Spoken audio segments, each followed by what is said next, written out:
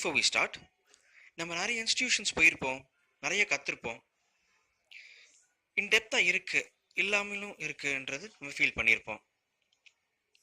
நம்ம சேனலோட நோக்கம் எந்த எக்ஸ்பென்சஸும் இல்லாமல், எந்த செலவும் இல்லாமல் நம்ம கம்ப்ளீட்டாக நம்மளோட நாலேஜை அப்கிரேட் பண்ணிக்கிறதுக்கான ஒரு பிளாட்ஃபார்ம். இதை கம்ப்ளீட்டாக யூஸ் பண்ணிக்கோங்க. ஒவ்வொரு வீடியோவையும் முழுமையாக பாருங்கள். உங்களுக்கு ஏதாவது டவுட்ஸ் இல்லை கமெண்ட்ஸ் இருந்துச்சுன்னா இங்கே கீழே டைப் பண்ணுங்கள், நம்ம அதுக்கு ரிப்ளை பண்ணுவோம். இப்போ நம்ம சப்ஜெக்ட்குள்ளே போவோம். ஃப்ரெண்ட்ஸ், நம்ம இப்போ லேஅவுட்டில் பேஜ் லேஅவுட் பார்த்துட்ருக்கோம். ஸோ பார்த்தீங்கன்னா பேஜ் லேஅவுட்டில் நம்ம புது பேஜில் இருக்கோம். ஸோ பேஜ் லேஅவுட் கொடுத்த உடனே நம்மளுக்கு ஃபுல் பேஜ்ன்றது இப்போ இருக்கிற ஃபுல் பேஜ் கண்டென்ட். அடுத்தது இந்த மாதிரி ஃபார்மேட்டில் வேணுன்றது நமக்கு கேட்குது. ஃபுல் பேஜ் புக் இங்கே நம்ம சைடில் மாறிக்கிட்டே போகும். புக்காக வேணுமா அந்த மாதிரினா size default size. 2 pages per sheet, cut in middle. நம்ம என்ன பண்ண போகிறோம், என்ன மாதிரி அவுட்புட் வரும்ன்றதை காமிக்கிறதுக்காக இங்கே கொடுக்குது. அண்ட் எந்த சைட்லேருந்து ஸ்டார்ட் பண்ணணும், பேஜ் நம்பர் அண்ட் டீட்டெயில்ஸ் எங்கேருந்து ஸ்டார்ட் பண்ணணும். லெஃப்ட்டுன்றப்போ லெஃப்ட்னு வரும், ரைட். இப்போ ரைட் நம்மளுக்கு இங்கே 1 இங்கே ரைட்டில் ஸ்டார்ட் ஆகுது, 2 3ன்றது வருது. ஸோ இது கவர் பேஜ் கணக்கு வருது.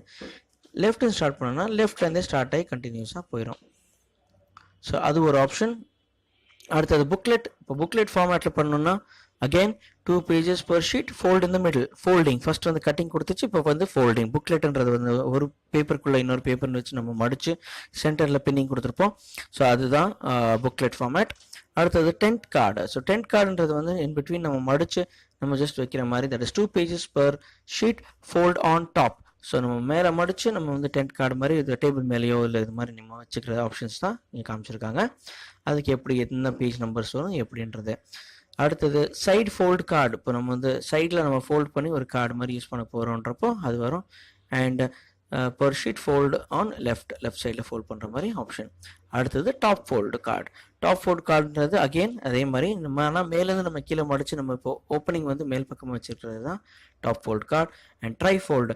பேம்ப்ளெட்ஸ் லீஃப்லெட்ஸ் மாதிரி வரும் உங்களுக்கு. அது 3 ஃபோல்டாக ஃபோல்ட் பண்ணுறதுன்ற ஆப்ஷன் தான் இங்கே கொடுத்துருக்காங்க. இந்த க்ரீசிங் மார்க்குன்னு இதை இந்த மாதிரி மார்க்ஸ் நம்மளுக்கு நம்ம கொடுத்தோன்னா பிரிண்டிங்க்கு ஃபினிஷ் பண்ணுறப்போ மடிச்சிடலாம்.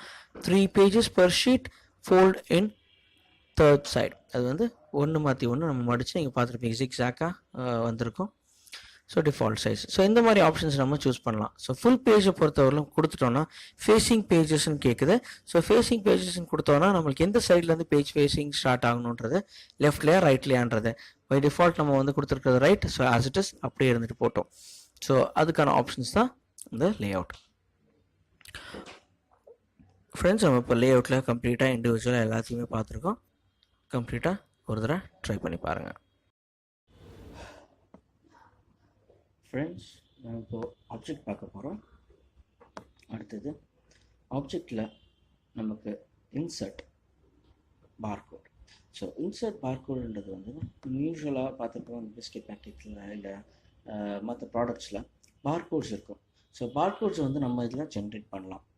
ஸோ ஃபார் எக்ஸாம்பிள் இங்கே பார்த்தீங்கன்னா ஃபார்மசூட்டிக்கல் பார்கோட் மாதிரி வந்திருக்கு, ஃபார்மா கோடுன்னு சொல்லி. அந்த மாதிரி நம்மளுக்கு வேரியஸ் கோட்ஸ் இருக்குது. நம்ம என்ன பண்ணலாம், இந்த எந்த சூட்டபிள் பார்கோட் நமக்கு வேணுமோ அதை சூஸ் பண்ணி அதுக்கு தகுந்த மாதிரி இன்ஸ்ட்ரக்ஷன்ஸும் இங்கேயே வந்துடும். ஸோ நீங்கள் எத்தனை டிஜிட் நம்பர் தேவை என்னன்ற டீட்டெயில்ஸ் நீங்கள் டைப் பண்ணிட்டீங்கன்னா ஆட்டோமேட்டிக்காக உங்களுக்கு பார்கோட் ஜென்ரேட் ஆகிடும். ஸோ ஃபார் எக்ஸாம்பிள் ஃபார்மா கோடுன்றப்போ உங்களுக்கு என்டர் அப் டு 6 நியூமரிக் டிஜிட்ஸ்ன்னு எடுத்திருக்கேன். ஸோ நம்ம இப்போ ஜஸ்ட் ரேண்டமாக ஒரு 6 digit கொடுத்தோன்னா 6 to 7 digit போயிடுச்சுன்னா gives us this particular error message. The number for pharma code is out of range சொல்லி கொடுக்குது. ஸோ நம்மளுக்கு 6 digits மட்டும்தான். ஓகே, ஸோ இப்போ கொடுத்துட்டோம். நம்மளுக்கான பார்கோட் ஜென்ரேஷனுக்கு நெக்ஸ்ட் கொடுத்தோன்னா அதில் இருக்கிற அந்த ஹைட் விட்த், எந்த அளவுக்கு நம்மளோட லென்த் தேவைப்படுது அண்ட் எவ்வளோ தூரத்துக்கு அது நேரமாக இருக்கணுன்றது எல்லாமே இங்கே கேட்கும். அண்ட் ரெசல்யூஷன் எந்த அளவுக்கு வேணுன்றதையும் கேட்குது. ஸோ நம்ம நெக்ஸ்ட் கொடுக்குறோம். அண்ட் இந்த ஃபாண்ட்டோட சைஸ் என்ன, அந்த டெக்ஸ்ட் லெட்டர் வர வேண்டியது, அலைன்மெண்ட் எங்கே வேணும், கரெக்டாக பார்கோடுக்கு சென்டரில் வேணுமா லெஃப்ட்டில் வேணுமா இல்லை ரைட்டில் வேணுமான்னு கேட்குது. இப்போ சென்டர்லேயே வச்சுப்போம். And make this barcode human readable. So make this barcode human ரீடபிள்னா நம்ம பார்வைக்கு, மனுஷ பார்வைக்கு கிளியராக தெரிகிற மாதிரி ஜென்ரலாக, இல்லாட்டி மெஷினுக்கு தான் ரீடபுளாக இருக்கும். ஸோ நம்ம இதை எடுத்து விட்டுட்டோம்னா நம்மளால் நம்பரை படிக்க முடியாது, பட் அந்த லைன்ஸ் மட்டும்தான் தெரியும். ஸோ அதுக்காக தான் இது கொடுத்துருக்காங்க. ஸோ இது கொடுத்துட்டோம்னா நம்மளுக்கும் பார்க்குற மாதிரி ஃபெசிலிட்டி வந்துடும். பார்கோட்ஸ் ஃபாண்ட்ஸ் எல்லாத்தையுமே நம்ம சேஞ்ச் பண்ணிக்கலாம். ஸோ ஃபினிஷிங் கொடுத்தோன்னா நம்மளோட பார்கோட் இங்கே ஜென்ரேட் ஆகிடும். ஸோ பார்த்தீங்கன்னா நமக்கு பார்கோட் ஜென்ரேட் ஆகிடுச்சு. ஸோ இதை பேஸ் பண்ணி நம்ம எத்தனை பார்கோட்ஸில் எந்த பார்கோட்ஸ் நம்மளுக்கு எந்த சூட்டபிள் பார்கோட் வேணுமோ அதை க்ரியேட் பண்ணிக்கலாம். அடுத்தது ஆப்ஜெக்ட்ல இன்சர்ட் QR கோடு. இப்போ லேட்டஸ்ட்டாக வந்துருக்கிறது QR கோடுன்றதுனால உங்களுக்கு அது வந்து நம்ம ஜென்ரேட் பண்ணிக்கலாம். பட் அதுக்கான ஆக்சஸ் வந்து உங்களுக்கு நெட்டில் ஆக்சஸ் கேட்குது. தட் இஸ் QR கோடுக்காக உங்களுக்கு நெட் ஆக்சஸ் வேண்டும். ஸோ அடுத்தது பார்த்தீங்கன்னா நமக்கு வேலிடேட் பார்கோட். ஸோ வேலிடேட் பார்கோடுறதுக்கும் நம்ம அந்த பார்கோடை வந்து வேலிடா இல்லையான்றதை செக் பண்ணுறதுக்கும் நம்மளுக்கு நெட் ஆக்சஸ் கேட்கும். ஸோ இது ரெண்டுமே நம்ம நெட் ஆக்சஸ் இருந்தால் மட்டும்தான் நம்மளால் ஜென்ரேட் பண்ணுற மாதிரி வரும். அண்ட் அடுத்தது நமக்கு insert new object. So insert new ஆப்ஜெக்ட்ன்றது வந்து நீங்கள் ஒரு பர்டிகுலர் ஆப்ஜெக்ட் எதுவும் க்ரியேட் பண்ணுறீங்க இல்லை புதுசாக எதுவும் ஜென்ரேட் பண்ணுறீங்கன்றப்போ இன்சர்ட் நியூ ஆப்ஜெக்ட்ன்ற ஆப்ஷன் வந்து நமக்கு காமிக்குது. ஸோ இங்கே பார்த்தீங்கன்னா insert a new Adobe Acrobat document object into your document. So எதுன்றது நம்மளுக்கே கேட்கும். ஸோ இங்கே நம்ம வந்து Adobe Photoshop இமேஜ் கொடுத்துருக்கோம். Insert a new Adobe Photoshop image object into the document. இந்த பர்டிகுலர் டாக்குமெண்ட்டில் நமக்கு ஏதாவது ஒரு ஆப்ஜெக்ட் இன்சர்ட் பண்ணணும் ஒரு மாதிரி இருக்குன்னா அது கேட்குது. அதாவது இங்கே பார்த்தீங்கன்னா வேறு பார்கோட்ஸில் இருக்குது அண்ட் ஃபோட்டோ பெயிண்ட்லேயும் இருக்குது. அது இல்லாமல் உங்களுக்கு மைக்ரோசாஃப்ட் வேர்ட் இல்லை அந்த மாதிரி சார்ட் வேர்ட் ஷீட் இதுவாக இருந்தாலும் நம்ம பவர் பாயிண்டில் இருக்கிறதோ அந்த மாதிரி ஆப்ஷன்ஸை கூட நீங்கள் இங்கே டவுன்லோட் பண்ணி யூஸ் பண்ணிக்கலாம்.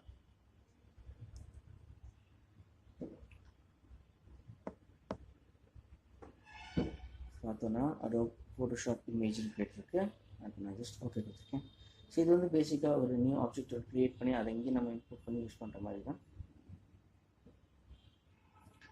அண்ட் க்ரியேட் ஃப்ரம் ஃபைல்னு நமக்கு ஏற்கனவே ஒரு ஃபைல் லொக்கேஷன் கொடுத்துருக்கோம். அதுலேருந்து ஒரு ஜென்ரேட் பண்ணது இல்லை ஓப்பன் பண்ணுங்கன்னு கேட்குறோன்னா அந்த ஒரு பர்டிகுலர் லொக்கேஷன்லேருந்து ஓப்பன் கொடுக்குற மாதிரி தான். ஸோ இப்போ பார்த்தீங்கன்னா அந்த ஒரு பர்டிகுலர் லொக்கேஷனை வச்சு நம்மளுக்கு ஒரு கோடு மாதிரி அது க்ரியேட் ஆகுது. ஸோ அது மாதிரி இங்கே நம்ம இம்போர்ட் பண்ணோன்னா இது வேணாலும் அது மாதிரி ஆப்ஜெக்டில் இன்சர்ட் நியூ ஆப்ஜெக்ட் சொல்லி அதை புதுசாக க்ரியேட் பண்ணிக்கலாம். அடுத்தது சிம்பிள். ஸோ சிம்பிளை பொறுத்தவரைக்கும் நீங்கள் இப்போது ஒரு பர்டிகுலர் ஆப்ஷன் இல்லை ஏதோ ஒன்று க்ரியேட் பண்ணியிருக்கீங்கன்றப்போ அது வந்து புதுசாக ஒரு சிம்பிள் க்ரியேட் பண்ணுற மாதிரி தான்.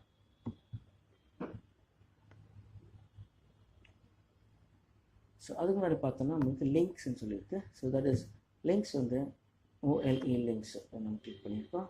ஜஸ்ட் பார்ப்போம் ஒரு நிமிஷம். Just check what it comes. Process ஆகிட்டுருக்கு.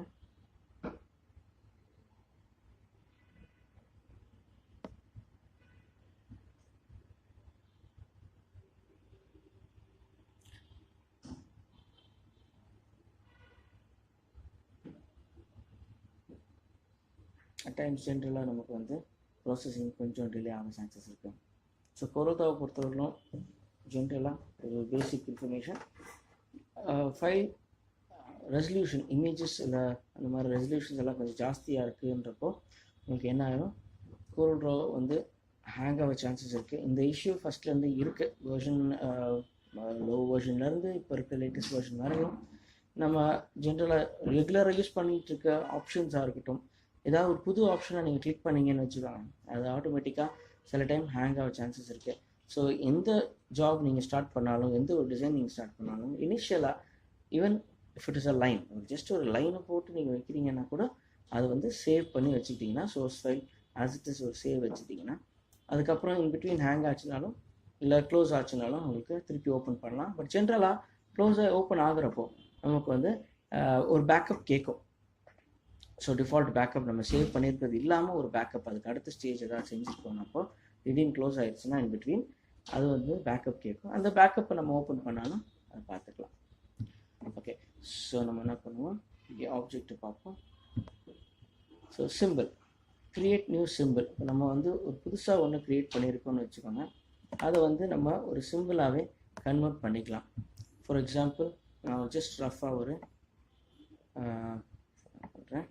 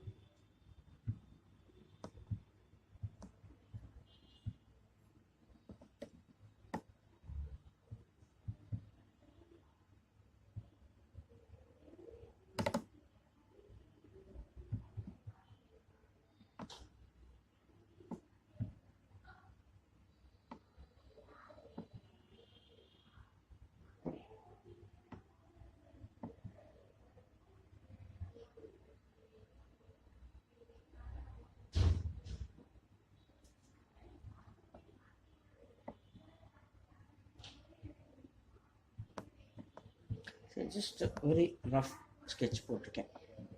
ஒன்றும் இல்லை, சும்மா ஒரு அனிமேட்டட் ஐஎஸ்ன்ற மாதிரி ஒன்று போடலாம்.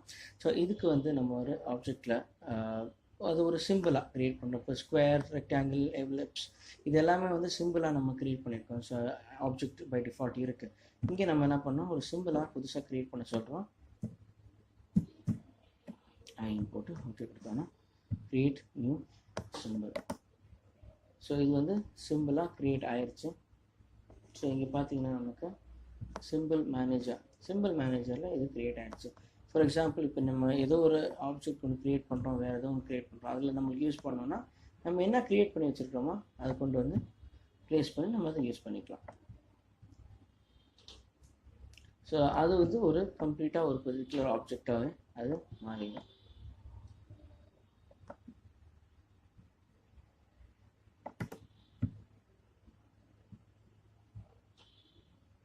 நம்ம இது மாதிரி அனிமேட் பண்ணி க்ரியேட் பண்ணிக்கலாம். ஸோ ஒன்று நம்ம என்ன ஜென்ரேட் பண்ணி க்ரியேட் பண்ணி வச்சுருக்கோமோ அதை பண்ணிக்கலாம். ப்ளஸ் உங்களுக்கு எடிட் பண்ணோன்னா கூட இந்த சிம்பிளை வந்து நம்ம திருப்பி எடிட் பண்ணுறதோ இல்லை சேஞ்ச் பண்ணுறதுன்றதை பண்ணிக்கலாம். இப்போ இந்த லொக்கேஷனில் இருக்குது என்ன இருக்குன்றதையும் நமக்கு இங்கே காமிச்சிடும். ஏற்கனவே ஒன்று செஞ்சுருந்தது, பேர்டுன்னு சொல்லி ஒன்று க்ரியேட் பண்ணியிருந்தது. ஸோ அதையும் பார்த்தீங்கன்னா அதையும் சிம்பிளாக க்ரியேட் பண்ணி வச்சுருந்தேன். ஸோ இது மாதிரி நம்ம யூஸ் பண்ணுறோன்றப்போ இந்த மாதிரி சிம்பிள்ஸை யூஸ் பண்ணிக்கலாம். சிம்பிள் க்ரியேஷன்றது இதுதான். அண்ட் க்ரியேட் நியூ சிம்பிள்ன்றதுலாம் வந்துடும். அதில் வந்து நம்ம எடிட் பண்ணுறதுனா எடிட் பண்ணிக்கலாம். Finish editing, revert to object, டேரெக்டாக ஆப்ஜெக்ட் திருப்பி ரிட்டர்ன், அண்ட் பிரேக் லிங்க். இப்போ நம்ம லிங்க் பண்ணி ஜாயின் பண்ணியிருக்கோம் இல்லை கம்பைன் பண்ணியிருக்கோன்றப்போ பிரேக் லிங்க்ன்ற ஆப்ஷன் வரும். அண்ட் பார்த்தீங்கன்னா அதை ஹைலைட் பண்ணிவிட்டு நம்ம அந்த ஆப்ஜெக்ட் பார்ப்போம். So object and simple. So revert, break link, update from link, export to library. இப்போ நம்ம என்ன பண்ணியிருக்கோமோ இதை வந்து லைப்ரரிக்கு எக்ஸ்போர்ட் பண்ணோன்னா ஆட்டோமேட்டிக்காக அந்த லைப்ரரி ஏரியாவில் வந்து ஜாயின் ஆகிடும். அது பண்ணிக்கலாம். அண்ட் சிம்பிள் மேனேஜர்ன்றது தான் இங்கே டிக் ஆகிருக்கிறதுனால Ctrl F3 ஷார்ட்கட். இங்கே நமக்கு வியூ தெரியுது. இப்போ எடுத்து விட்டுட்டோம்னா திருப்பி ஹைட் ஆயிரும். நம்ம அதை ஆக்டிவ் கொடுத்துட்டோம்னா இங்கேருந்து சைட்லேயே நம்மளோட பாரில் வந்து இருந்துடும். ஸோ இங்கே பிரேக் லிங்க்னு கொடுத்தோன்னா இங்கே இருக்கிற அந்த லிங்க் இதுக்கும் அதுக்கும் இருக்கிற அந்த லிங்க்கான இது வந்து பிரேக் ஆகிடும். ஸோ அதை பற்றி பார்த்துக்கலாம். ஃப்ரெண்ட்ஸ், இந்த வீடியோவை என்ஜாய் பண்ணியிருப்பீங்கன்னு நம்புகிறேன். நம்ம சொல்லக்கூடிய விஷயத்த நீங்கள் ஒர்க் அவுட் பண்ணி பாருங்கள். இந்த சேனலை சப்ஸ்கிரைப் பண்ணுங்கள், உங்கள் ஃப்ரெண்ட்ஸ்கிட்ட ஷேர் பண்ணுங்கள், பெல் ஐக்கானை கிளிக் பண்ணுங்கள். உங்களுக்கு ஏதாவது டவுட்ஸ், ஏதாவது கமெண்ட்ஸ் இருந்துச்சுன்னா டைப் பண்ணுங்கள். தேங்க்ஸ் ஃபார் வாட்சிங் திஸ் வீடியோ.